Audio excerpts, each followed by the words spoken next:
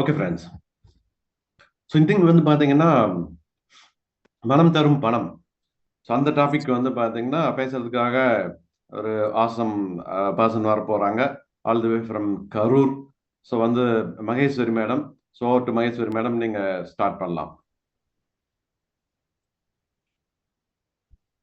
அனைவருக்கும் உற்சாகமான காலை வணக்கம். இந்த புக்கு மனம் தரும் பணம் புக்கு ரொம்ப சொல்றதுக்கு வார்த்தைகள் இல்லை. சாரால நான் செகண்ட் டைம் படிச்சேன். ரொம்ப தேங்க்ஸ் சார். இல்லைன்னா இந்த புக்கை மறந்தே இருப்பேன். சுய முன்னேற்ற நூல்ல இது முக்கியமான புக் அப்படின்னு சொல்றாரு. 1930 எழுதின புஸ்தகம் இது. கிட்டத்தட்ட 50 லட்சம் கொஞ்ச வருஷத்திலேயே 50 லட்சம் புக்கு இது வித்து இருக்கு. அப்பன்னா பாத்துக்கோங்க இந்த புக்கு எவ்வளோ ஃபேண்டாஸ்டிக் புக் அப்படின்னு சொல்லிட்டு. இதுல பத்தி நான் கொஞ்சம் என்னால முடிஞ்ச அளவுக்கு நோட்ஸ் எடுத்திருக்கேன். அவ்வளோ விஷயங்கள், ஒவ்வொரு நோட்ஸ் எடுக்கணும்னா புக்கு பூரா எடுக்கணும் போல இருந்தது. என்ன பண்றதுன்னு எனக்கு தெரிஞ்ச என்ன புரிஞ்ச வரைக்கும் நான் சொல்றேன் உங்களுக்கு. உங்கள்கிட்ட ஷேர் பண்ணிக்கிறேன். பணம் இல்லாம ஒரு வாழ்க்கை இல்லைன்னு எல்லாருக்குமே தெரியும். நீங்க என்ன நினைக்கிறீங்களோ அது நடக்கிறது அப்படிங்கிறது ஒரு நிஜம், நம்ம எல்லாருக்குமே தெரியும். திட்டவட்டமான குறிக்கோளுடன் அதை பற்றியே உங்கள் எண்ண அலைகள் ஓய்ந்து போகாமல் நடித்து கொண்டிருந்தால் உங்கள் எண்ணம் நிறைவேறும். பணம் என்பது மிகவும் அத்தியாவசியமான ஒரு பொருள். பணம் வேண்டாம்னு யாருமே ஒதுக்கவும் முடியாது. இதை வச்சுட்டு என்ன பண்றதுன்னு யாரும் சொல்ல மாட்டோம். கண்டிப்பா இது அத்தியாவசியம், இதை யாரும் மறுக்கவும் முடியாது. வாழ்க்கைதான் பணம் அப்படின்னு யாருன்னு யாருமே சொல்ல முடியாது. பணத்திற்காக வாழ்க்கை இல்லை. வாழ்க்கைக்கு தானே பணம் மொழிய, பணத்துக்காக வாழ்க்கை கிடையாது. கண்டிப்பா இது நம்ம இல்லை. ஆனாலும் பணம் இல்லாம ஒண்ணும் செய்ய முடியாதுன்னு நமக்கு தெரியும். செல்வம்ங்கிறது வேற, அதில் பணம் ஒரு விஷயம், அவ்வளவுதானே ஒழிய ஆரோக்கியம், அமைதி இதெல்லாம் சேர்ந்ததுதான் எல்லா செல்வமும் சொல்லுவாங்க. அதுல பணம் ஒரு விஷயம், அவ்வளவுதான் ஒழிய. ஆனாலும் அது முக்கியமான ஒண்ணா இருக்குனால அதை எப்படி அடையிறது அப்படின்றது இந்த புஸ்தகத்துல ஃபுல்லா போட்டிருக்கு. நான் உங்கள்கிட்ட ஷேர் பண்ணிக்கிறேன். ஆள் மனதின் அற்புத சக்தியை வைத்து பிரபஞ்ச பேரறிவோடு எப்படி இதை அடையிறது அப்படின்னு சொல்றாரு. ஃபர்ஸ்ட் எடுத்தோடனே என்ன சொல்றாருன்னா, எதுக்காகவும் நம்ம துவண்டு போக கூடாது அப்படிங்கிறாரு. தற்காலிகமான தோல்விகளை கண்டு துவண்டு போய் பின்வாங்கி விடுவதுதான் தோல்விக்கான மிக முக்கிய காரணம். பணம் சம்பாதிக்கணும்னு நிறைய போவோம், பிளான் பண்ணுவோம். ஏதாவது ஒண்ணு நடந்துருச்சுன்னா உடனே இது வேண்டாம் அப்படின்னு உடனே கைவிட்டுருவோம். அதை மட்டும் செய்யாம இருந்தாலே நிறைய பேர் ஜெயிச்சிருவாங்க அப்படின்னு சொல்றாரு இந்த புக்ல. ஏதாவது ஒரு சந்தர்ப்பத்தில் எல்லாருமே இந்த தவற்றை செய்திருக்கிறோம் அப்படிங்கிறாரு. யாராக இருந்தாலும் வெற்றிக்கு முன்பு தற்காலிகமாக ஏகப்பட்ட அடிகளையும் சில தோல்விகளையும் சந்தித்தே ஆக வேண்டும் அப்படிங்கிறாரு. சக்சஸ் பண்ண அத்தனை பேரும் இது நடந்திருக்கு அத்தனை பேருக்கும் அப்படின்னு சொல்றாரு. தனக்கு என்ன வேண்டும் என்று தெளிவாக தெரிந்து கொண்டு ஆசைப்பட வேண்டும் அப்படிங்கிறாரு. என்ன வேணுங்கிறதுல கண்டிப்பா தெளிவா இருக்கணும்.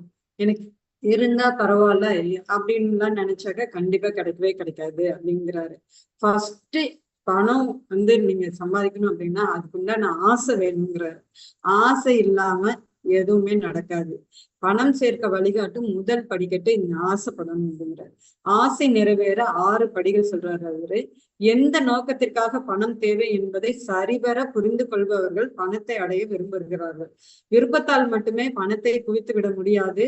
ஆனால் பணம் சேர்க்கும் ஆசை மனசு முழுவதும் பரவி அதை அடைவதற்கான தெளிவு வழிமுறைகளை திட்டமிட்டு தோல்வியை கண்டு கொள்ளாமல் விடாப்பிடியாக செயல்பட்டால் பணம் குவியும், கட்டாயம் குவியும் அப்படிங்கிறாரு. உங்களுக்கு துல்லியமாக எவ்வளவு பணம் வேண்டும் என்பதை மனதில் பதிய வைத்துக் கொள்ளுங்கள். எனக்கு எக்கச்சக்க பணம் வேண்டும் என்பதெல்லாம் வேலைக்கு ஆகாது. எவ்வளவு தொகை என்பதை திட்டவட்டமாக முடிவு செய்யுங்கள். எனக்கு பணம் நிறைய வேணும்னு சொன்னீங்கன்னா அது நடக்கவே நடக்காது. எவ்வளவு பணம் வேணும்னு கண்டிப்பா தெளிவா இருக்கணும் அப்படிங்கிறாரு. நீங்கள் விரும்பும் பணத்திற்கு ஈடாக உங்களால் எதை கொடுக்க முடியும் என்பதை கச்சிதமாக தீர்மானியுங்கள். வெறும் கையால் முளம் போட முடியாது. அதுக்காக என்ன ஒர்க் பண்ண போறீங்க, என்ன திட்டம் வச்சிருக்கீங்கன்னு கண்டிப்பா அதை எழுதிக்கணும் அப்படிங்கிறாரு. நீங்கள் விரும்பும் பணம் எந்த தேதியில் உங்கள் கையில் இருக்க வேண்டும் என்பதை முடிவு செய்து கொள்ளுங்கள். எந்த தேதியில இந்த பணம் இருக்கணும்னு கண்டிப்பா தெளிவா எழுதிக்கணும். உங்கள் ஆசையை நிறைவேற்ற தீர்க்கமான திட்டத்தை உருவாக்கி கொள்ளுங்கள். நீங்கள் தயாராக இருக்கிறீர்களோ இல்லையோ அதை பற்றி எல்லாம் அலட்டி கொள்ளாமல் உடனடியாக செயல்பட வேண்டும் அப்படின்னு சொல்றாரு. கண்டிப்பா நீங்க வேலையை ஆரம்பிச்சிடணும். ஒரு திட்டம் போட்டுட்டு அது நடக்குமா நடக்காதான்னு ஆராய்ச்சி எல்லாம் பண்ணாம நீங்க வேலையை ஆரம்பிங்க, கடவுள் நிச்சயம் பாத்துக்குவார் அப்படின்றார். உங்கள் ஆசை தெளிவாக எழுதவும். அடுத்து 5வது பாயிண்ட் என்ன சொன்னா, உங்கள் ஆசை தெளிவாக எழுதவும், எவ்வளவு பணம் எந்த தேதிக்குள் அதற்கு என்ன ஈடாக செய்ய போகிறீர்கள், எப்படிப்பட்ட திட்டத்தின் மூலம் பணம் சேர்க்க போகிறீர்கள், எல்லாத்தையும் ஒரு பேப்பர்ல தெளிவா எழுதிக்கணும். எழுதிக்கிட்டு தினமும் காலையில எந்திரிச்ச உடனே ஒரு முறையும் தூங்க போவதற்கு முன்பு ஒரு முறையும் இத சத்தம் போட்டு படியுங்க. நீங்கள் இப்படி படிக்கும்போது பணம் கைக்கு வந்தாயிற்று என்பதாக உணர்ந்து மனக்கண்ணால் பார்த்து அதை நிஜம் என்று நம்புங்கள். பணம் வேண்டும் என்ற விருப்பம்தான் முக்கியமான விஷயம். அதை அடைந்தே தீர்வது என்பது தீர்மானமாக இருந்தால் உங்களிடம் பணம் சேரும் என்று உங்களையே நீங்கள் நம்ப வைக்க முடியும்.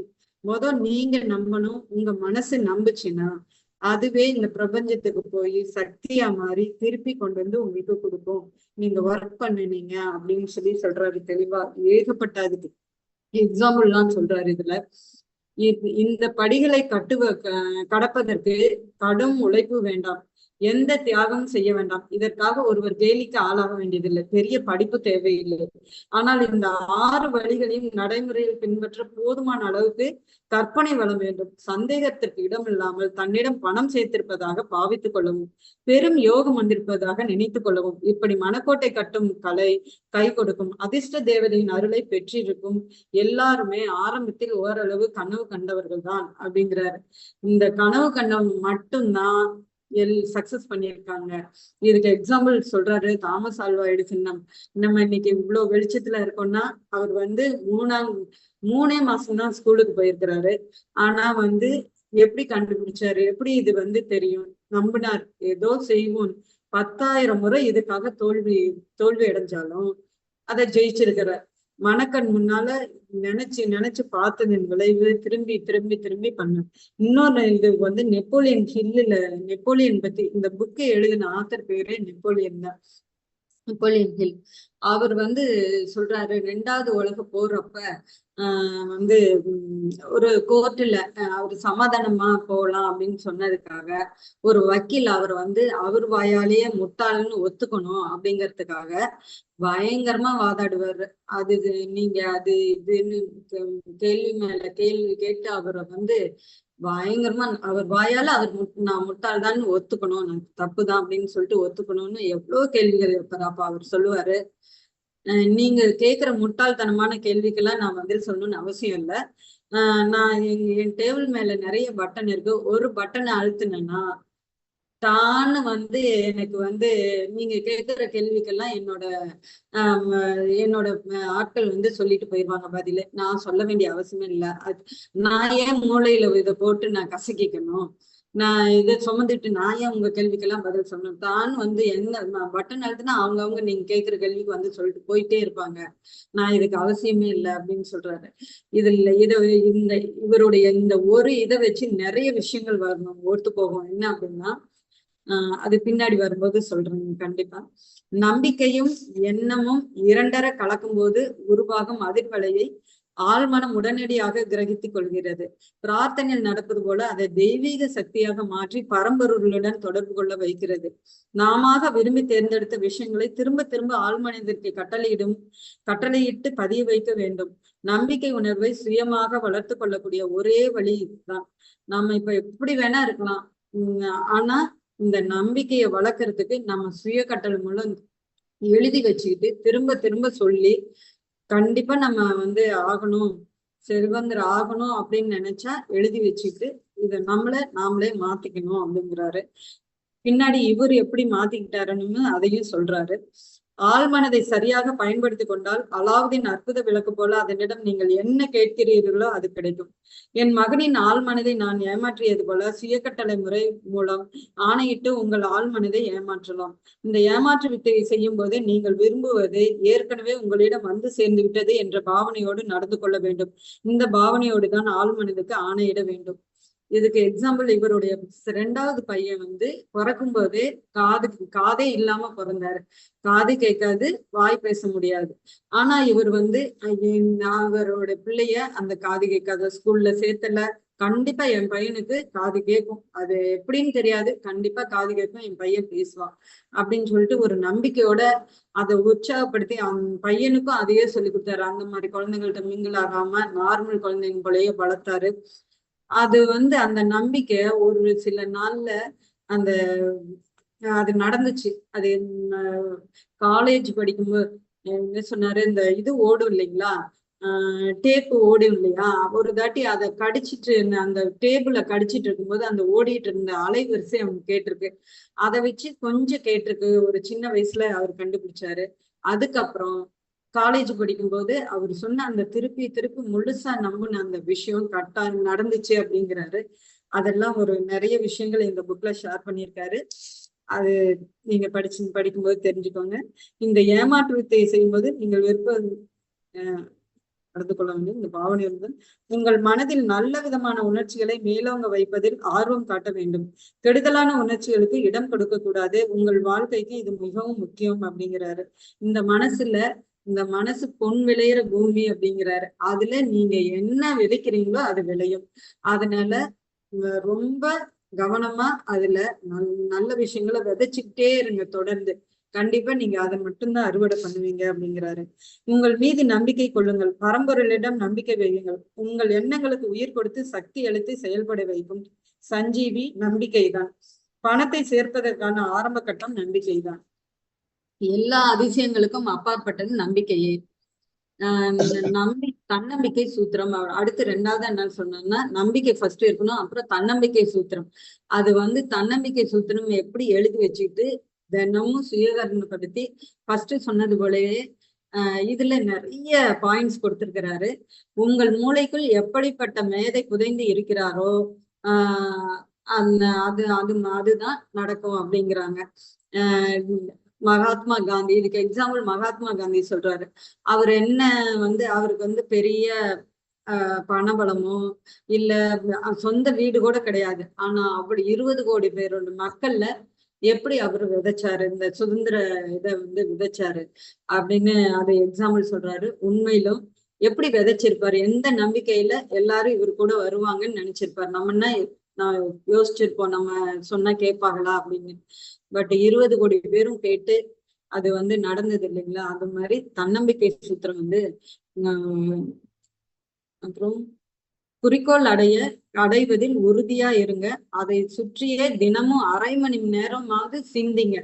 அரை மணி நேரம் என்ன சொல்றாங்க, இது அடைஞ்ச மாதிரியும் இது நடந்த மாதிரியும். இவரு டெய்லி நைட்டு தூங்க போறதுக்கு முன்னாடி இந்த நெப்போலியன் ஒரு 25,000 சக்சஸ்ஃபுல் பீப்புளோட அனலைஸ் பண்ணி அவங்க எப்படி ஆனாங்கிறது ஒரு புக் எழுதினாரு. அது முன்னாடியே பார்த்தோம், சிந்தனை பெரிது சாதனை. அந்த இதுக்கு அந்த அந்த பீப்புள், அந்த 9 பேருடைய முக்கியமா ஒரு 9 சக்சஸ்ஃபுல் பீப்புள டெய்லி அவங்க கூட உட்காந்து பேசுற மாதிரி, டேபிள்ல உட்காந்து அவங்க கூட ஜாலியா பேசுற மாதிரி. உங்களோட இதை சொல்லுங்க, நீங்க பெரிய ஆளு, நீங்க தாமஸ் ஆல்வா எடிசன், நீங்க எதுக்கும் துவண்டு போகாத ஆளு, உங்களுடைய அப்படின்னு அவங்ககிட்ட ஜாலியா அவரை கேட்கிற மாதிரி. அவங்கள மீட் பண்ண கூட சந்தர்ப்பமே கிடைக்காது. ஆனா இது நடக்கிற மாதிரி அவர் டெய்லி படுக்க போகும்போது அந்த எல்லாத்துக்கூடையும் எல்லாரும் சுத்தி அவர் பக்கத்துல, இந்த பக்கத்துல இவர் உட்கார்ந்துருப்பாரு, இந்த பக்கத்துல இவர் இருப்பாரு, அவர் முன்னாடி அவர் இருப்பாரு, எல்லாரும் தோல்ல கை போட்டுட்டு இப்படி பேசுவோம் அப்படின்னு டெய்லி கற்பனை பண்ணதுல அது நிஜமாவே நடந்துச்சு அப்படிங்கிறாரு. கொஞ்ச நாளுக்கு அப்புறம் அது நிஜமா நடந்துச்சு. அதுக்கப்புறம் நானே இது போக போக என்ன ஆகும்ட்டு நானே கொஞ்சம் நிறுத்திக்கிட்டேன் அப்படிங்கிறாரு. சோ நீங்க கற்பனையில என்ன நினைச்சாலும் அது கண்டிப்பா நடக்கும் அப்படின்னு சொல்றாரு. சுய கட்டளை. ஐம்புலன்களை முழு கட்டுப்பாட்டில் வைத்துக் கொள்ளும் சக்தி இயற்கை படைத்திருக்கிறது. ஆனால் பல சந்தர்ப்பங்களில் இந்த கட்டுப்படுத்தும் சக்தியை நாம் பயன்படுத்துவதில்லை. சுய கட்டளை என்பது கட்டுப்படுத்தும் ஒரு சாதனம். இதன் உதவியால் ஒரு ஆக்கப்பூர்வமான எண்ணங்களை சுயமாக தனது ஆழ்மனதுக்குள் செலுத்தலாம். இப்படி செய்யாமல் பொன் விளையும் மனத்தோட்டத்தில் நல்ல எண்ணங்களை வளர விடலாம். ஆனால் பலன் எண்ணத்தை பொறுத்தது அப்படிங்கிறாரு. நீங்கள் ஆசைப்பட்டதை அடைய கடுமையாக முயற்சி செய்வதுதான் அதற்கான விலை. அது நியாயமானதோ இல்லையோ என்பதை நீங்கள் மட்டும்தான் முடிவு செய்ய வேண்டும். நியாயமானதா இருந்தா கண்டிப்பா நல்லது. அதுதான் நல்லதுக்கு வழிவகுக்கும். அதனால நீங்க முடிவு செஞ்சுக்கோங்கிறாரு. உங்கள் ஆசை கொழுந்து விட்டு இருந்து உங்களுக்குள்ளே பரவும் வரையில் அந்த ஆசையிலேயே இம்மியும் பிசகாமல் கண்ணும் கருத்துமாக இருக்க வேண்டும். இதை பொறுத்துதான் சுய கட்டளை கோட்பாட்டை பயன்படுத்திக் கொள்ளும் லாபகம் உங்களுக்கு கைவருங்கிறாரு. ஆசை பணமாக மாற்றும் உங்கள் திட்டத்தை உருவாக்கும் போது உங்களை ஆராய்ந்து பார்க்கும் சக்தியை நம்பி விடாதீர்கள். இது நமக்கெல்லாம் நடக்குமா? நம்ம இவ்வளவு எல்லாம் ஆசைப்படுறோமே, நம்ம என்ன வேலைக்கு போயிட்டு இருக்கோம், இவ்வளவு நம்ம கைக்கு கிடைக்குமான்னு நம்ம பிரெயின் யோசிக்கும். அது ஆராய்ச்சி பண்ணா அதுக்கு மட்டும் வழி விட்டுறாதீங்க அப்படிங்கிறாரு. இந்த ஆராய்ச்சி உங்களை சோம்பேறியாக்கி உங்களை அதை ஏமாற்றிவிடும். அதுக்கு ஏமாந்துறாதீங்க அப்படிங்கிறாரு. நீங்கள் சேர்க்க விரும்பும் பணத்தை கண்ணை மூடிக்கொண்டு கற்பனை செய்து பார்க்கும்போது அந்த பணத்திற்கு பதிலாக நீங்கள் ஒரு வேலை செய்வது போலவும் அல்லது ஒரு வியாபாரம் செய்வது போலவும் நினைத்துக் கொள்ளுங்கள். இது மிகவும் முக்கியம் அப்படிங்கிறாரு. அடுத்து இது பேஜ் நம்பர் 69ல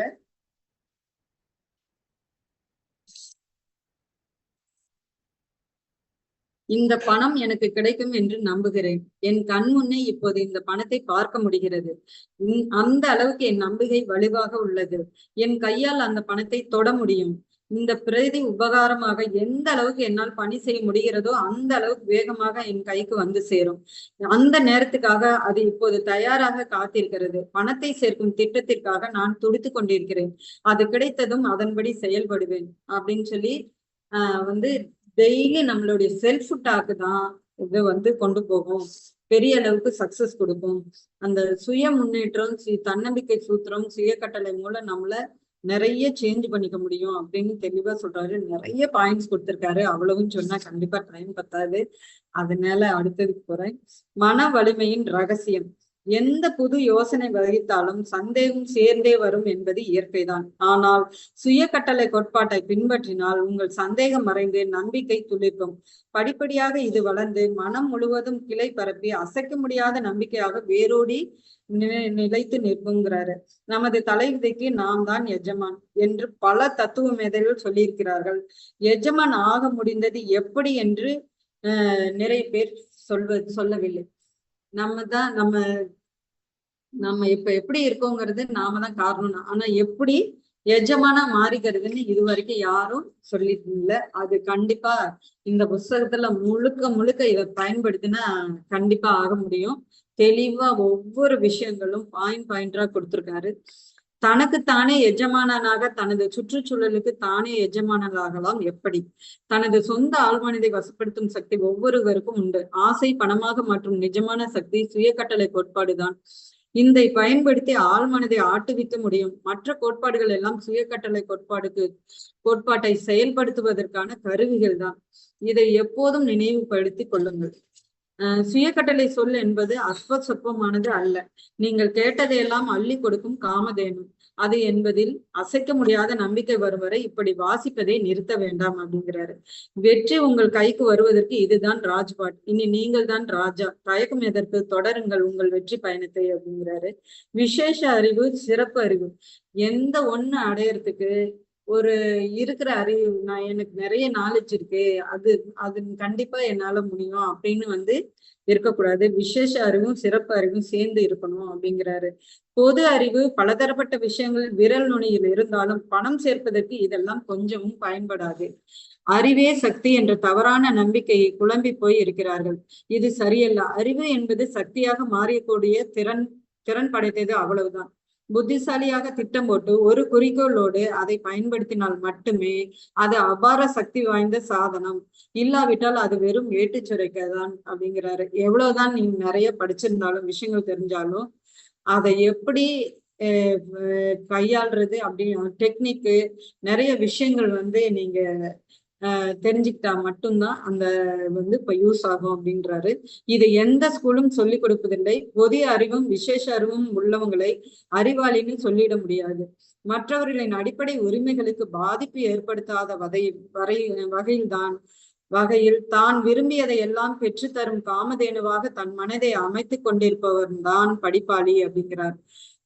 தான் அடையணுங்கிறதுக்காக மத்தவங்களுக்கு எந்த பாதிப்பு ஏற்படுத்தாத வகையில் யார் அடையிறாங்களோ அவங்கதான் படிப்பாளி அப்படிங்கிறாரு. இதுக்கு Henry Ford example car Henry Ford company car owner வந்து அவர் எக்ஸாம்பிள் சொல்றாரு. அவர் 8வது வரைக்கும் தான் படிச்சாரு. படிச்சுட்டு இந்த விசேஷ அறிவு படிச்சுட்டு ஆனா பெரிய அவருக்கு வசதி கிடையாது. இந்த இது ஆரம்பிக்கிறதுக்கு முன்னாடி ரொம்ப ஏழ்மையான இதுல இருந்தவர் தான். ஆனா அவருடைய அவரு சுத்தி நிறைய அது பின்னாடி வரும் மாஸ்டர் மைண்ட் அப்படின்னு சொல்லிட்டு அது சம்பந்தமான தெரிஞ்சவங்களை இன்ஜினியர்ஸ் பலதரப்பட்ட இன்ஜினியர்ஸ் வச்சு அவங்களுடைய நாலேஜோட சேர்த்து ஒரு திட்டம் போட்டு அதை வந்து செயல்படுத்தி வந்து பண்ணாரு. பண்ணி பெரிய சக்சஸ்ஃபுல் மேன், உலகத்திலே மிகப்பெரிய கோடீஸ்வரரா இருந்தாரு அப்படிங்கிறாங்க. அப்புறம் அதே போல அவர் வந்து அந்த சக்தியை புத்திசாலித்தனமா அந்த கோர்ட்ல பயன்படுத்தினார் இல்லைங்களா, அதையும் இங்க சொல்ல வர்றாங்க. இங்க திரும்பவும் சொல்றாங்க எப்படி அவர் வந்து அந்த இதுக்கு பதில் சொன்னாரு அப்படின்னு. என் கையில ஆட்கள் இருக்காங்க, அதுக்கு பதில் சொல்றதுக்கு. உங்க கேள்விக்கெல்லாம் நான் ஏன் மண்டை போட்டு உங்க கேள்விக்கெல்லாம் குழம்பிக்கணும் அப்படின்னு அழகா சொன்னாரு. நாமெல்லாம் அறிவாளிகள் இல்லை என்று நினைத்துக் கொள்வதால் சில சமயம் தாழ்வு மனப்பான்மையில் சிக்கிக்கொண்டு தவிக்கிறோம். பணம் சம்பாதிக்கும் வித்தை தெரிந்த மாஸ்டர் மைண்ட் குழுவை பயன்படுத்தி கொள்ளும் சாமர்த்தியம் இருந்தால் போதும், எந்த அறிவாளிக்கும் நாம் ஒன்றும் சளைத்தவர்களாக இருக்க மாட்டோம். அதை பயன்படுத்த தெரிஞ்சா போதும் அப்படிங்கிறாரு. புத்திசாலித்தனம் அங்கதான் இருக்கு அப்படிங்கிறது. தாமஸ் ஆல்வா எடிசன் 3 மாசம் தான் ஸ்கூலுக்கு போனார். அவர் முட்டாளா, பரம ஏழையா போனாரா? இல்ல அப்படின்னு. அவர் எவ்வளவு பெரிய மிகப்பெரிய ஜாம்பவானா இருந்தாரு அப்படின்னு சொல்றாங்க. அடுத்து விசேஷ அறிவு தாராளமா கிடைக்கும், மலிவாகவும் கிடைக்கும். அதை முறையாக பயன்படுத்திக் கொள்வதுதான் இருக்கிறது சூட்சமம். சாக்கு போக்கு சொல்லிட்டு நாம வந்து நிறைய இதை மிஸ் பண்ணிடுறோம் அப்படிங்கிறாரு. அந்த சாக்கு போக்குல நான் குடும்பத்தை பார்த்துக்கணும், சரிபட்டு வராது, எனக்கு ரொம்ப வயசாயிடுச்சு, அப்புறம் எனக்கு உடம்பு சரியில்லை, இப்படின்னு பல சாக்கு சொல்லிட்டு நாம வந்து முன்னேறது இல்ல, பணம் சம்பாதிக்கிறதுக்காக நம்ம ஆசைப்படுறது இல்லை அப்படின்றாரு. அடிமட்டத்திலிருந்து ஆரம்பம் அவசியம் இல்லை. இதுக்கு வந்து ஃபர்ஸ்ட்ல இருந்து ஸ்டார்ட் பண்ணணும்னு அவசியம் இல்லை. விசேஷ அறிவையும் ஐடியாக்களையும் ஒன்று சேர்த்து பணம் சுரக்கும் அபார திட்டங்களை உருவாக்குவது கற்பனை ஆற்றல். இதை வளர்த்து கொள்வதுதான் சாமர்த்தியம் இருக்கிறது அப்படிங்கிறாரு. அடுத்து கற்பனை வளம். இந்த கற்பனை வளம் யாருகிட்ட எல்லாம் இருக்கோ அவங்க எல்லாம் கண்டிப்பா ஜெயிச்சிருக்காங்க அப்படிங்கிறாங்க. இதுக்கு தாமஸ் ஆல்வா எடிசனையும் சொல்லியிருக்காங்க. இவங்க எல்லாம் இந்த கற்பனை வளத்துல கண்டுபிடிக்காத முன்னாடியே அது நிஜத்துல நடந்த மாதிரி பார்த்து பல தடவை அது ஆட்டோமேட்டிக்கா இந்த பிரபஞ்ச சக்தி அவங்களுக்கு அது உதவி இருக்கு அப்படிங்கிறாரு. நாம் உருவாக்கும் திட்டங்களை எல்லாம் மெருகூட்டும் கலைக்கூடம் நமது கற்பனை இலாக்கா. உயிரூட்டி உருவம் கொடுத்து சக்தி அளித்து நிஜமாக நடத்தி காட்டுவது கற்பனை இலாக்கா தான். தன்னால் கற்பனை செய்ய முடியாத எதையுமே நிஜமாக்கி காட்டுபவன் மனிதன் அப்படிங்கிறாரு. கற்பனை செஞ்சவங்க இது எப்படி இந்த பேர்டு பறக்குது, பறவை அழகா பறக்குது, அது மாதிரி ஒரு மெஷினை பறக்க வைக்க முடியாதான்னு யோசிச்சாங்க ரைட் பிரதர்ஸ். அதுதான் இது கண்டுபிடிச்சாங்க அப்படின்னு நிறைய எக்ஸாம்பிள் கொடுத்திருக்கிறாரு. அதுல வந்து கற்பனையில 2 கற்பனை சொல்றாரு. செயற்கையான கற்பனை, படைப்பாற்றல் நிறைந்த கற்பனைன்னு. பழைய ஐடியாவை கொஞ்சம் அதுல புதுசு பண்ணி அப்படி பண்ணலாம். இல்ல புது ஐடியாக்களையும் உத்துக்களையும் நமக்கு அதுவும் இன்ட்ரடியூஸ் பண்ணலாம், அப்படியும் நம்ம வந்து பண்ணலாம் அப்படிங்கிறாரு. ஆசை என்பது ஒரு நினைப்பு, என்ன பொறி, அது தெளிவானது. நீர்க்குமிழி அது தெளிவற்றது அப்படிங்கிறாரு. ஆசைப்படுறதுங்கிறது ஒரு இதுதான், நினைப்பு தான், அதுக்கெல்லாம் தெளிவு கிடையாது. அது ஒரு நீர்க்குமிழி போன்றது. அதை நிஜமாக்கி காட்டினாலொழிய அதுக்கு எந்த மதிப்பும் இல்லை. மின்னலாய் தோன்றும் ஆசையை பணமாக்கி காட்டுவதற்கு பெரும்பாலும் செயற்கையான கற்பனை பிரிவு பயன்படும். படைப்பாற்றல் கற்பனை திறன் பயன்படுத்த வேண்டிய சில சந்தர்ப்பங்களையும் சூழ்நிலையும் நாம் சந்திக்க நேரிடும் என்பதையும் மறந்துவிடக்கூடாது அப்படிங்கிறாரு. சோ அடுத்து யோசனைகளை செயல்படுத்தினால் தடைகள் தவிடு பொடியாகும் அப்படிங்கிறாரு. சீரான திட்டம் இருக்கணும். எழுதி வச்சு படிச்சு சுய கட்டளை வழி கற்பனை வளத்துல அதை நீங்க இமேஜின் பண்ணிட்டு உங்க பணம் உங்க கைக்கு வந்த மாதிரி நீங்க அதை வந்து உணரணும். அதுக்கப்புறம் சீரான அதுக்கு திட்டமிடணுங்கிறாரு. அதுக்குதான் அப்ப நீங்க திட்டமிடுறது வந்து என்னன்னா திட்டம்க்கு சொல்றாரு. ஒரு மனுஷனோட பிரெயின் வந்து ஒரு பேட்டரி மாதிரி. அது வந்து எவ்வளவு கோடி நியூரான்ஸ் கொண்டது அப்படின்னு சார் முன்னாடியே சொல்லியிருக்காரு. அதுக்கு கணக்கே இல்லை. அதே 2-3 பேரு அந்த நாலேஜ் உள்ள ஒரு 4-5 பேரோட டிஸ்கஸ் பண்ணி ஒரு விஷயம் குரூப்பா பண்ணும்போது ஒரு 5-6 பேட்டரியினுடைய பவர் எவ்வளவு இருக்கும், அவ்வளவு வேகமா உங்களுக்கு சக்சஸ் கிடைக்கும். அதனால மாஸ்டர் மைண்ட் குரூப் அடிக்கடி மீட் பண்ணுங்க.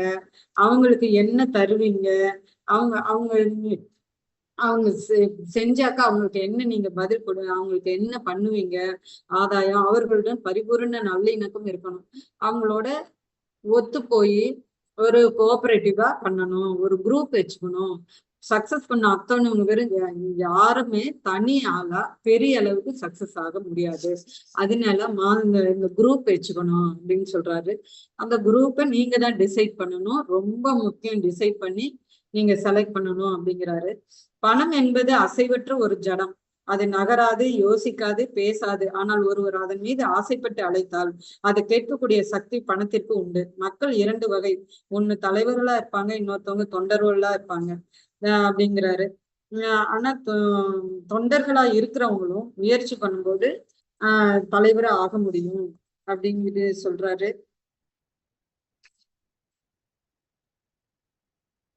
முழு பொறுப்பையும் தேவையற்ற பண்பு. அது என்னென்ன பண்பு, தலைவரா இருக்கிறதுக்கு என்னென்ன பண்பு அப்படின்னு நிறைய விஷயங்கள் கொடுத்திருக்காரு. முடிவெடுக்கிறது, நீதி, நியாயமா நடந்துக்கிறது, சுய கட்டுப்பாடு. தன்னைத்தானே சுய கட்டுப்படுத்த முடியாதவர்கள் மற்றவர்களை கட்டுப்படுத்த முடியாது அப்படிங்கிறாரு.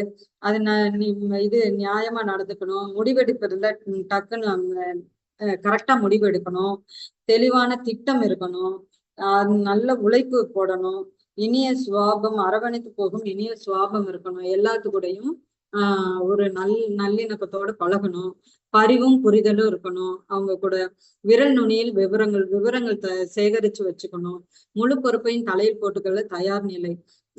ஏதாவது தவறு நடந்தாலும் அதுக்கு தொண்டர்கள்னால இருந்தா கூட அது அந்த பொறுப்பை இவர் ஏத்துக்க தயாரா இருக்கிறவங்க, ஒத்துழைப்பு கொடுப்பாங்க எல்லாத்துக்கும். அவங்கதான் வந்து தலைமை பண்புல இருக்க முடியும். அந்த பண்பு வளர்த்துக்கோங்க அப்படிங்கிறாரு. அதே தேவையற்ற பண்பையும் சொல்றாரு. தேவையான தகவல் திரட்டும் திறனின்மை. எந்த தகவல்களையும் தெரிஞ்சுக்கிறது இல்ல, எளிமையான பணிகளை செய்த விருப்பம், சின்ன சின்ன வேலைகளை கூட செய்யறது இல்ல, மத்தவங்கதான் செய்யணும்னு எதிர்பார்க்கறது, விஷய ஞானம் உள்ளதாக மதிப்பு கிடைக்க வேண்டும் என்ற எதிர்பார்ப்பு, தங்களை எல்லாரும் பாராட்டணும்னு நினைக்கிறது, நம்மை விட முன்னேறி விடுவார்களோ என்ற பயம், கற்பனை இல்லாமை, பெருசா முன்னேறணும்ன்றது கற்பனை இல்லை, சுயநலம், அதிகாரம் பண்ணுவது, நம்பிக்கை துரோகம், பட்டத்திற்கு பறப்பது. சோ இந்த மாதிரி குணங்கள்லாம் தேவையற்ற பண்பு அப்படிங்கிறாரு. தோல்விக்கான 31 முக்கிய காரணங்கள் சொல்றாரு. அதுல வந்து ஏன் வந்து இதுல 98% தான் ஜெயிக்கிறாங்க, 2% வந்து தோத்துடுறாங்க அப்படின்றதுக்கு காரணம் வந்து 2% தான் ஜெயிக்கிறாங்க. இந்த 98% வந்து விட்டுடுறாங்க. போதும், இதுவே இருக்கிறது போதும் அப்படின்னு அதுலயே உழண்டுட்டு ஒரு வறுமையிலே போயிடுறாங்க. அதுக்கு காரணம் அப்படின்னு சொல்லி இந்த பண்புகள் எல்லாம் வளர்த்துக்காதுதான் அப்படின்னு சொல்லி சொல்றாரு. சராசரி தனத்தை தாண்டி உச்சியை எட்ட வேண்டும் என்ற துடிப்பு இல்லாதது, போதுமான கல்வி அறிவு இல்லாதது, சுய கட்டுப்பாடு இல்லாதது, உடல் நலம் பாதிப்பு, மிதமிஞ்சிய உணவு, தவறான பழக்கங்கள், சுவாச கோளாறு, முறையான உடற்பயிற்சி இல்லாதது, இதெல்லாம் வந்து ஒரு தோல்விக்கான காரணங்கள் அப்படின்னு சொல்றாரு. பாதகமான சூழ்நிலையில் குறைந்த பருவத்தில் ஏற்பட்ட பாதிப்பு, ஒத்தி போடுதல், விடாமுயற்சி இல்லாதது, எதிர்மறையான ஆளுமை, அதிகாரத்துல எதையும் அடைய முடியாது, சுலபமாக பணம் பார்க்கும் ஆசை, சரியான முடிவெடுக்க தெரியாத குழப்பம், பயம், அதீத எச்சரிக்கை, பிசினஸ் கூட்டாளிகள் தவறான தேர்வு, மூட நம்பிக்கை, தவறான எண்ணம், தவறான தொழில் தேர்வு, கவனம் சிதறுவது, கண்மூடித்தனமாக செலவு செய்யும் பழக்கம், உற்சாகமின்மை, சகிப்புத்தன்மை, அடக்கமின்மை, மற்றவரோடு ஒத்து போக முடியாது, சொந்த முயற்சி இல்லாமல் கிடைத்த அதிகாரம், வேறுமென்றே நேர்மை தவறுதல், தற்பெருமையும் மமதையும், சிந்தை இல்லாத யூகம், மூலதனம் இல்லாது, இதெல்லாம் தான் அதுக்கு காரணம். நிறைய விஷயங்கள் இதுல அடங்கியிருக்கு அப்படின்னு இன்னும் சொல்லிக்கிட்டே போறார் பக்கம் பக்கமா. நான் இதோட நிறுத்திக்கிறேன். தன்னை அறிந்தவன் தான் மனிதன்.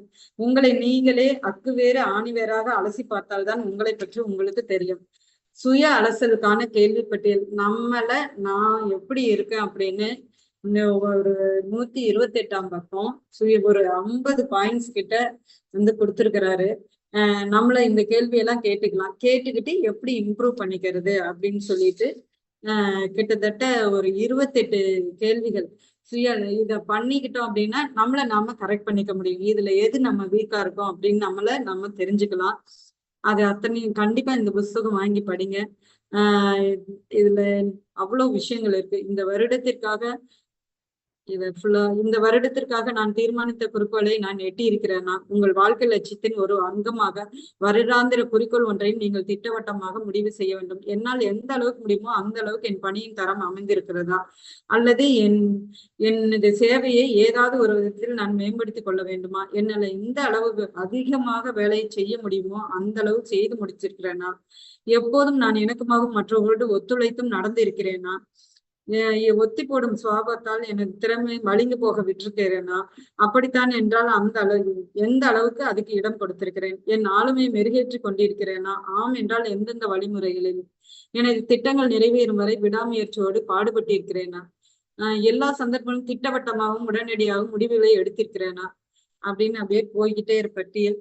இது ஃபுல்லா கண்டிப்பா நீங்க இந்த புக்கு வாசிங்க. நிறைய விஷயங்கள் இருக்கு. செல்ஃப் அனலைசிஸ் ரொம்ப ரொம்ப முக்கியம். அதுதான் சரி பண்ணிட்டு நம்ம செல்வந்தர் ஆக்கிக்கிறதுக்கு பணம் வந்து பண்றதுக்கு மிகப்பெரிய வகையில உதவும் அப்படின்னு சொல்றாரு. அப்புறம் தீர்மானம், அடுத்தது டிசிஷன் எடுக்கணும் அப்படிங்கிறாரு. வார்த்தை முக்கியம் இல்லை, செயல்கள் தான் முக்கியம். மத்தவங்களோட யோசனை கேட்காம நீங்களே முடிவெடுக்கணும். மத்தவங்க சொல்றதையே நீங்க எடுத்தீங்கன்னா உங்களை வந்து உங்களுடைய இது போயிடும் அப்படிங்கிற நம்பகத்தனமான குழுவோடு மட்டுமே சேர்ந்து முடிவெடுக்கணும். நீங்க யார பிலீவ் பண்றீங்களோ, அவங்க யாரோட சேர்ந்து ஒர்க் பண்ண போறீங்களோ அவங்களோட மட்டும்தான் டிஸ்கஸ் பண்ணணும், வேறவங்களோட பண்ணக்கூடாது. ஏன்னா எல்லாருமே பணம் சம்பாதிக்கணும்னு ஆசையோட தான் இருக்காங்க. அதனால நீங்க பார்த்து பேசணும் அப்படின்னு சொல்றாரு. விடாமுயற்சி, மன வலிமையோடு கூடிய விடாமுயற்சி குறிக்கோளை விட்டு விலகாமல் காக்கும்.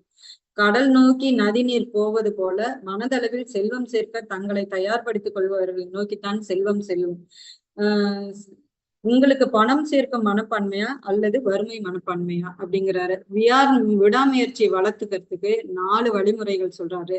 இது வேணும்னு கொழுந்து விட்டு எறிகிற ஆசை ஃபர்ஸ்ட், தொடர்ந்து செயல்படுத்தக்கூடிய ஒரு தீர்மானமான திட்டம், அடுத்து ஏளன பேச்சுக்கும் எதிர்ப்புக்கும் துளியும் இடம் தராத மனம், நண்பர்கள், உறவினர்கள் மற்றும் நெருக்கமானவர்கள் சொல் செயலால் நம் மனம் எந்த பாதிப்பும் ஏற்படாமல் பாத்துக்கிறது.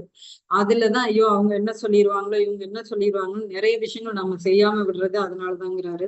நமது திட்டத்தையும் நோக்கத்தையும் உற்சாகப்படுத்தக்கூடிய தோழமையான கூட்டணி அமைத்துக் கொள்ள வேண்டும். 4வது இது ரொம்ப முக்கியமானது அப்படிங்கிறாரு. அப்புறம் மாஸ்டர் மைண்ட் சக்தி, அதான் சரியான திசையில் புத்திசாலித்தனமாக செலுத்தப்படும் அறுவை சக்தி என்று சொல்லலாம். பணம் சேர்ப்பதற்கு சக்தி அவசியம், அத்தோடு சேர்த்த பணத்தை தக்க வைத்துக் கொள்ளவும் சக்தி தேவை. 2 அல்லது அதற்கு மேற்பட்டவர்கள் ஒரு திட்டவட்டமான நோக்கத்திற்காக இணக்கமான மனப்பான்மையுடன் தங்கள் அறிவாற்றலையும் முயற்சியையும் செயல்படுத்துவதை மாஸ்டர் மைண்ட் கோட்பாடுன்னு சொல்லலாம் அப்படிங்கிறாரு. அதுதான் அது சம்பந்தமான இன்ஜினியர்ஸ், அது சம்பந்தமான விவரம் தெரிஞ்சவங்கள வச்சுட்டு நம்ம டிஸ்கஸ் பண்ணி பண்றதுதான். அதேதான் சொன்னாரு, சொன்னேன் இல்லைங்களா, ஒரு பேட்டரியும் தனியா ஒர்க் பண்றதுக்கும் 5-6 பேட்டரியினுடைய சேர்ந்து அந்த பவர் எப்படி இருக்கும்னு அதைதான் சொல்றாரு. உணர்ச்சி, அடுத்து வந்து உணர்ச்சியை உற்பத்தி மற்றும் படைப்பாற்றலாக மாற்றி உங்கள் இலக்குகளை அடைய பயன்படுத்த வேண்டும் அப்படிங்கிறாரு. இந்த உணர்ச்சி வசத்தோட செய்யற எல்லாமே, பணம் உங்க கடைக்கு வந்தா உங்க கை நீங்க அதை தொட்டு பாக்குறீங்க, அதை உணரணும் அப்படிங்கிறாரு. அந்த உணர்ச்சிகள் வந்து சீக்கிரம் வந்து உங்களை வந்து கொண்டு செல்லும் அப்படிங்கிறாரு.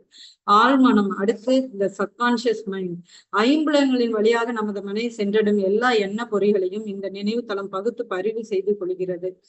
எண்ண பொறிகளை சீர்படுத்தி தெய்வீகத்தன்மை கொண்டதாக மாற்றக்கூடிய ஒரு ரகசியம் ஆழ்மனதுக்கு. நமது பிரார்த்தனை நிறைவேற்றக்கூடிய சக்தியிடம் அதை அஞ்சல் செய்யும் ஒரே சாதனம் ஆழ்மனம்தான். ஆதலால் உங்கள் ஆசையை தெளிவாக எழுதி கொள்ளுங்கள். இதுதான் உங்கள் ஆழ்மனதை வசப்படுத்தும் வித்தை.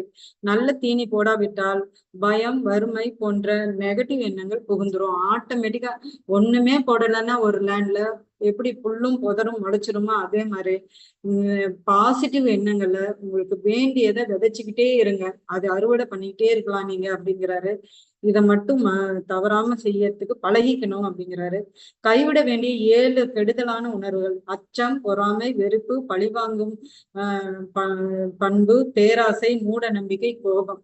இந்த பண்புகளை விட்டுறணும் அப்படிங்கிறாரு. அடுத்து மூளை சொல்றாங்க. கிரகத்தை கொள்ளும் கருவி. நீங்க என்ன வேணும்னு நினைக்கிறீங்களோ அதை உள்வாங்கி அதை கொடுக்குற ஒரு சக்தி அப்படின்னா மூளைதான். அது டெலிபதி. அதுக்கு கண்ணுக்கு தெரியாது. எப்படி இந்த பூமி சுத்துறது நம்ம கண்ணுக்கு தெரியாது, அதுல நம்ம இருக்கோம். சுத்திட்டே இருந்தாலும் நம்ம கீழே விழுகாம இருக்கோம்.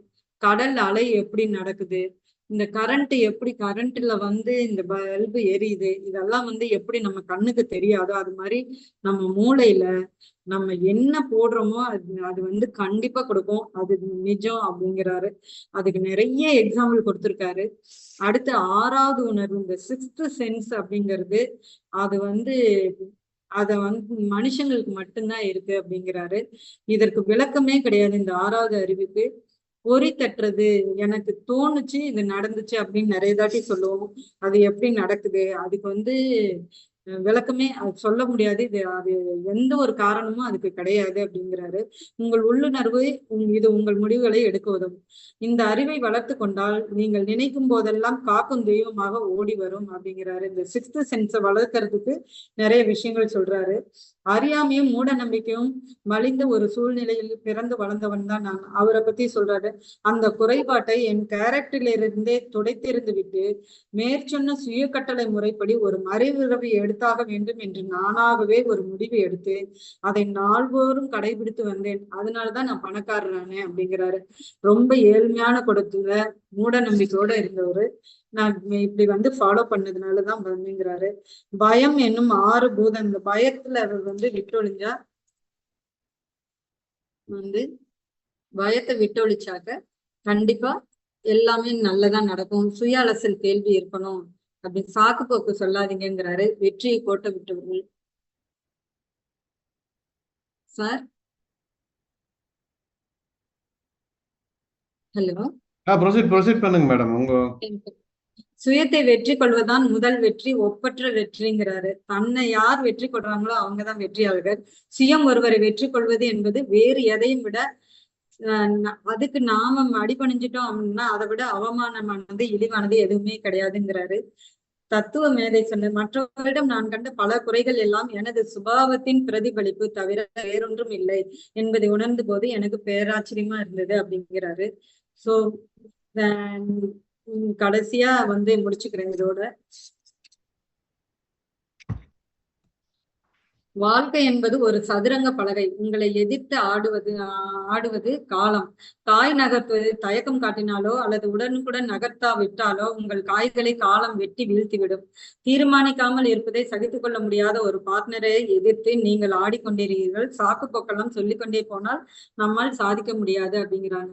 வெற்றி தொட்டுவிடும் தூரம் தான். நாளை நமதே, இந்த நாளும் நமதே. அதனால நீங்க இந்த இதை மேம்படுத்தி பணத்தை அடைஞ்சுக்கோங்க அப்படின்னு சொல்றாரு. இந்த வாய்ப்பளித்த செந்தில் சாருக்கு ரொம்ப தேங்க்ஸ் சொல்லிக்கிறேன். நான் அவர் சொன்னதுனாலதான் நான் இந்த புக்கை 2வது அடி படிச்சேன். இந்த புக்லயே போட்டிருக்காரு 3 முறை இந்த புக்கை படிங்க அப்படின்னு. ஃபர்ஸ்ட் படிச்சப்பெல்லாம் அவ்வளவா புரியல. நேற்று எனக்கு படிக்கும்போதுதான் அவ்வளவு விஷயங்கள் தெரிஞ்சது. கண்டிப்பா அவசியம் இதை எல்லாரும் படிச்சு பயன்படுத்திக்கோங்க வாழ்க்கையில. எல்லாரும் வெற்றியாளராகும். Thank you sir. Awesome madam, excellent. ரொம்ப ரொம்ப சூப்பரா ஷேர் பண்ணீங்க. நாங்களும் ஆல்ரெடி பாத்தீங்கன்னா படிச்சிருந்தா கூட மறுபடியும் இன்னொரு தடவை அந்த புக்கை கம்ப்ளீட்டா படிச்ச மாதிரி ஒவ்வொரு பாயிண்ட்ஸ் எக்ஸலண்டா சொன்னீங்க. கிட்டத்தட்ட பாத்தீங்கன்னா என்னோட இதுல ரெண்டு பேஜுக்கு அந்த நோட்ஸ் நான் எடுத்தேன் நான். சரியா? ஸோ பாத்தீங்கன்னா அந்த அளவுக்கு ஒவ்வொரு பாயிண்ட்டும் ரொம்ப ரொம்ப வேலிட் பாயிண்டா இருந்தது. இதுல கவனிச்சு பார்த்த விஷயம் என்ன அப்படின்னு பாத்தீங்கன்னா 1930 இந்த புக் வந்திருந்தா கூட இப்ப நம்ம அந்த மேஜிக் அப்படிங்கிற புக் பிராக்டிஸ் பண்ண விஷயங்கள் பாத்தீங்க அப்படின்னா இவர் என்னென்னலாம் பண்ணணும் அப்படின்னு சொன்ன விஷயங்கள் பாத்தீங்கன்னா அவங்க அதை பிராக்டிஸா பண்ணி பிராக்டிக்கலா பண்றதுக்கு உண்டான விஷயங்கள் பண்ணிட்டு இருந்தோம் அப்படிங்கிறது ரொம்ப ஆச்சரியமான விஷயம். சரியா? இந்த இந்த இந்த புத்தகத்துல இருந்து ரெஃபரன்ஸ் எடுக்காம யாரும் ஒரு ஒரு பாசிட்டிவ் புக்கே வந்து எழுத முடியாது அப்படிங்கிறது தான் உண்மை. அப்புறம் ரோண்டா பைரன் வந்து பாத்தீங்க அப்படின்னா அந்த அந்த மேஜிக் ப்ராக்டிஸ்ல இதை ப்ராக்டிக்கலா நம்மளை அப்ளை பண்ண வைக்கிறதையும் பண்ணுனாங்க. நாமளும் இந்த மார்னிங் மார்வல் வந்து என்ன பண்ணிட்டு இருக்கோம்னா அதான் வந்து பண்ணிட்டு இருக்கோம், ரைட்? ஸோ அது இல்லாம வந்து பாத்தீங்கன்னா நம்ம ஹெல்த்துக்கும் சரி, நம்மளோட சில ப்ராக்டிஸஸும் சரி இம்பார்ட்டன்ஸ் கொடுக்கறது வந்து பாத்தீங்கன்னா அதனாலதான். ஸோ நாலேஜ் வந்து பவர் இல்லை, அப்ளைடு நாலேஜ் தான் ரொம்ப ரொம்ப பவர்ஃபுல். அது வந்து பாத்தீங்கன்னா நம்ம கம்யூனிட்டி எல்லாம் ரொம்ப சிறப்பா வந்து செஞ்சுட்டு இருக்கோம். ஸோ தொடர்ந்து இதுல இருந்துட்டு இருந்தோம் அப்படின்னாலே வந்து பாத்தீங்கன்னா இவங்க இந்த புக்ஸ்ல கிடைக்கக்கூடிய விஷயங்கள் எல்லாம் வந்து பாத்தீங்கன்னா ப்ராக்டிக்கலா நம்ம அப்ளை பண்றதுக்கு உண்டான வாய்ப்புகள் இருக்கும், அதை அச்சீவ் பண்றதுக்கு உண்டான வாய்ப்புகளும் இருக்கும். ஸோ மகேஸ்வரி மேடம்க்கு வந்து இன்னொரு மனமார்ந்த பாராட்டுக்கள். ரொம்ப ரொம்ப எக்ஸலண்டா ஷேர் பண்ணதுக்கு ரொம்ப ரொம்ப thanks madam. All the best. நாளைக்கு இன்னொரு செஷன்ல அற்புதமான இதுல வந்து உங்களை எல்லாத்துக்குமே மீட் பண்றோம். All the best friends. Bye. Recording stopped.